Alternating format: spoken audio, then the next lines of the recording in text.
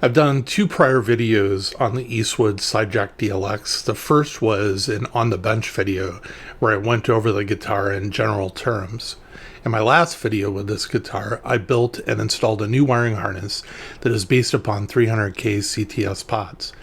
I was trying to keep the original P90 pickups, but was increasingly frustrated with the 60 cycle noise coming from the guitar.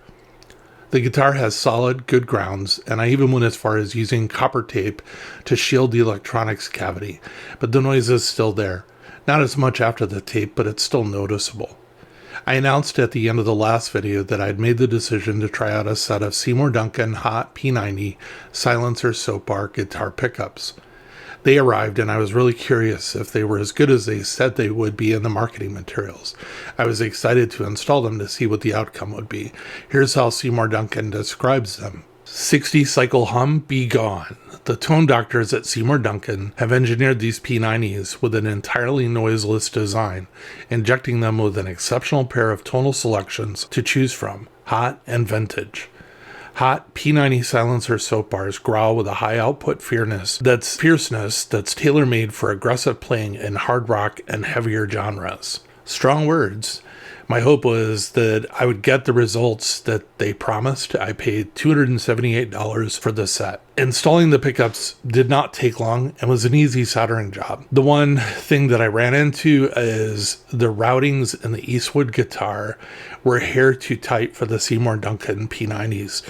I ended up having to take my Dremel tool and remove a hair of width so the pickups would fit without me forcing them in. After I was done and I plugged into my bench amp, the only unwanted noise I got from the guitar is the hum that's produced when I'm not holding the guitar and grounding the circuit, just like it's supposed to work.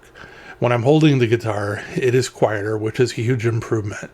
I listened closely to see if there was any of the hum while I am grounding the circuit, and I couldn't really hear anything. The new pickups actually sound a lot better tonally than the pickups that came in the guitar. I think that they're very clean sounding.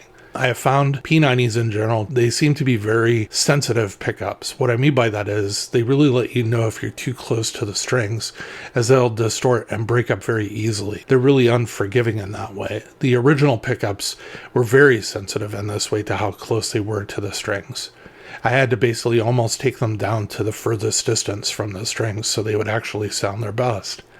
The Seymour Duncans do not seem to have this same issue, meaning they seem to be a lot more tolerant to the distance. The only difference height makes is volume of the pickup. There is not the normal breakup that you would expect.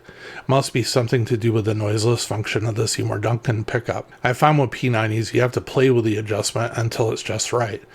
The adjustment of a P90 is truly by ear and not to some sort of prescribed measurement.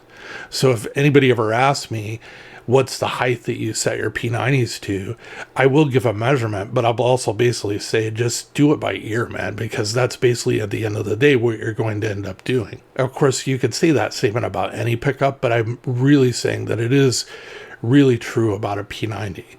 I'm happy with the results of the pickups and the wiring that I installed in this guitar. I really like this guitar. It's such a crazy, cool looking instrument to play. I have to apologize is I've not really found an effective way of recording the 60 cycle hum consistently and then transferring the sound to a YouTube video. I'd really hoped I'd be able to document my journey via sound for you to hear the reduction at the end of each step. It shows up in the raw recording of the guitar plugged into the amp, but when I then transfer it to the video editor, I lose the signal.